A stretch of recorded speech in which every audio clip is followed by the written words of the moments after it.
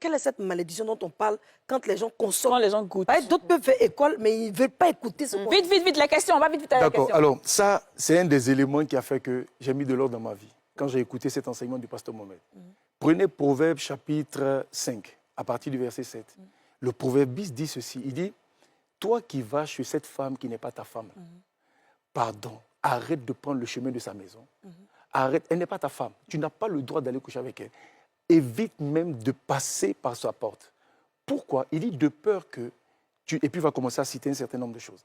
La première chose qu'il cite, il dit de peur que tu ne livres ta vigueur à d'autres. Wow. Écoutez, on est en train de parler de rapport sexuel entre un homme et une femme. Mais on dit en couchant avec la femme là, à partir de là, tu t'exposes. Parce que toi, en couchant avec elle, quelqu'un d'autre peut venir coucher avec elle et puis prendre ta vigueur.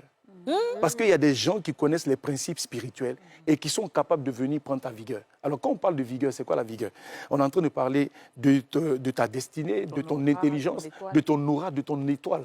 On est en train de parler des choses que Dieu a mis à ta disposition pour réussir.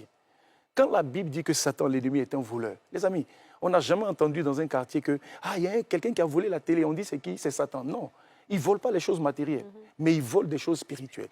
Et donc, il peut déjà prendre ta vigueur, il peut prendre ton intelligence, il peut prendre ton émission, il peut t'arracher des choses que Dieu a mis à ta disposition. Mais il ne cite pas seulement ça.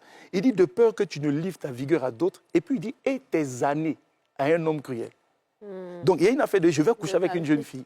Mais il y a dans cette génération l'homme cruel. Lui, il sait comment les principes fonctionnent. Et donc, qu'est-ce qu'il fait?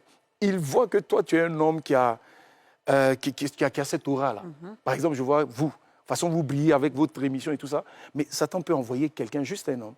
Et puis, quand lui vient coucher là, peut-être que lui, il est innocent. Peut-être que lui, il l'a fait par amour. Mais une autre femme peut venir, en couchant avec lui, elle peut récupérer ta grâce, ton aura et tout ça. Mais pas seulement. Il peut prendre tes années de vie. Beaucoup de gens meurent à 40 ans ou à 30 ans. On dit, maintenant les gens meurent vite. Hein. Les amis, pour beaucoup, c'est parce que Satan est arrivé à la dimension où il vole les années de vie par les rapports sexuels. N'empêche. La sexualité, là, ce n'est pas juste un homme qui va vers une femme pour 5 minutes de plaisir. Ouais. Il y a que des gens peuvent voler des années de vie.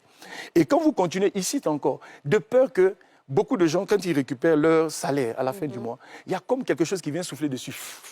C'est dû au désordre. Maintenant, il est en train de dire, de peur que des étrangers ne profitent de toi, tes biens.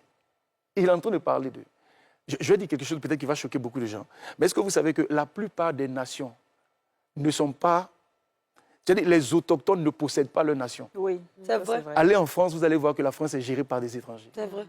Pourquoi? Parce que, rapidement, je vous raconte une histoire biblique. Oui, bien sûr. Un prophète qu'on appelle Balaam, et quand il maudit, on dit tout ce qu'il maudit est maudit. Un jour, il va se lever pour maudire le peuple de Dieu. Mais quand il ouvre la bouche, c'est la bénédiction qui sort. Il ouvre la bouche, c'est la bénédiction qui sort. À un moment donné, celui qu'il a appelé pour maudire va lui dire, mais je te demande de les maudire, tu ne les maudis pas. Mais au moins, ne les bénis pas. Et puis le prophète, là, parce que son cœur a changé, il dit, ceux-là, on ne peut pas les toucher parce qu'ils sont enfants de Dieu. Mais si tu veux les toucher, amène des femmes étrangères.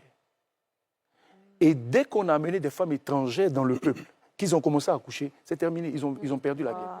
Je suis en train de dire que quand Satan veut détruire une nation, débauche sexuelle. Les amis, regardez nos pays. Et tous les jeunes, on est livrés à nous-mêmes. Et donc, depuis des années, c'est ce que j'explique à des gens pour dire, arrête de dilapider ta vigueur. Non. Tu es intelligent. Non, il y a Il y a des élèves à partir de la 4e. Ça, la 4e, ils ont commencé à chercher femme. Si. Et puis, c'est comme si les mathématiques, ils ne comprennent plus. Parce qu'ils ont été volés. Il y a les grossesses en milieu scolaire. C'est ça. Des filles de Vous 9 ans. bloquez la destinée des gens. 10 fois Bravo, incroyable. Oui, tu as racheté quelque chose, Je Imam pense dessus. que pour aborder dans le même sens, pour montrer la gravité de la fornication, Dieu dit dans le Coran, il dit, et ne vous approchez pas de la fornication. On ne dit pas ne forniquez pas, hein. On dit ne vous approchez même pas de la fornication. Parce que quoi? C'est une abomination. Une ruse du diable. Donc, il faut faire très attention à ça. Ensuite, on nous dit dans les hadiths que le trône de Dieu est porté par 70 000 anges. Et quand quelqu'un a des relations hors mariage, ça fait trembler le trône de Dieu. Waouh. Pour montrer combien de fois c'est une abomination. C'est que le trône de Dieu a trop tremblé. Ensuite, on nous dit dans les textes que la fornication, ça réduit ton existence. Voilà.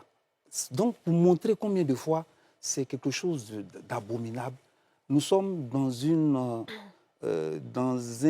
partie du monde où les gens font la promotion de ce que Dieu n'aime pas. C'est ça. Vous voyez, on fait la promotion de ce que Dieu n'aime pas. On a embelli le faux aux yeux des gens de telle sorte qu'ils se moquent de ceux qui suivent Dieu. C'est la C'est vrai. vérité. C'est dans ce monde-là où tout ce qu'on fait, c'est faire la promotion de ce qui est interdit. Et L'illicite. plus tu regardes, plus tu vois, plus ça se répète dans le temps, tu as l'impression que C'est c'est ça qui est vrai. La vérité, ouais. Et c'est dans ce processus-là que nous sommes nos enfants aujourd'hui, parce que c'est ce qu'ils voient partout.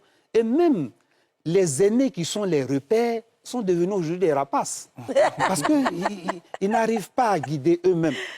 Donc, ça fait qu'on constate Wow.